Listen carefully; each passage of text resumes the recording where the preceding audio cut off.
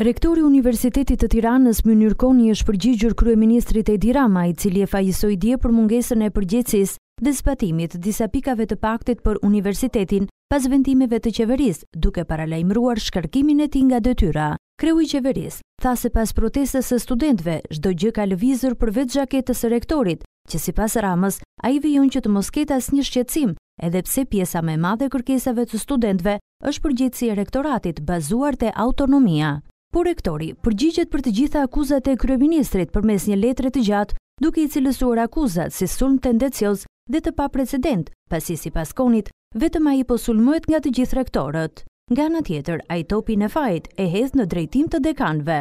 Në lidhje me kontrollin antiplagjatur të dizertacioneve për fitimin e gradave apo titujve shkencore në cilësinë e rektorit të Universitetit të Tiranës, ju kam kërkuar në rrugë zyrtare të gjitha njësive kryesore, fakultete dhe institutet të Universitetit të Tiranës të përcjellin listën e personave që kanë mbrojtur dizertacionin dhe kanë fituar grada ose tituj shkencor të barazvlefshëm me ato që nga viti më i hershëm që dispononin, duke përcaktuar edhe afatin kohor, data 11 mars 2019, përjashtuar dekanin e Fakultetit të Shkencave të Natyrës, asnjë nga dekanët e fakulteteve të tjera të Universitetit të Tiranës deri më tani nuk kanë përcjell asnjë informacion në lidhje me çfarë ju është kërkuar. Pra kush e pengon zbatimin e VKM-s? Rektori i Universitetit të Tiranës apo dekanët, të cilët, siç edhe duhet të keni parë, janë gjithmonë në rreshtin e parë në takimet e zhvilluara nga kryeministri dhe dëgjojnë akuzat e tij ndaj rektorit dhe sigurisht as nuk reagojnë, por vazhdojnë dhe nuk zbatojnë detyrimet e tyre ligjore si drejtues të njësive kryesore që i kanë zgjedhur, duke u bërë pengesë për çdo gjë dhe ndaj çdo gjëje. Duke ju referuar shkarkimit të rektorit, Rama të mërkurën u shpreh se Ministri i Arsimit ka të drejtë që të kërkojë shkarkimin e rektorit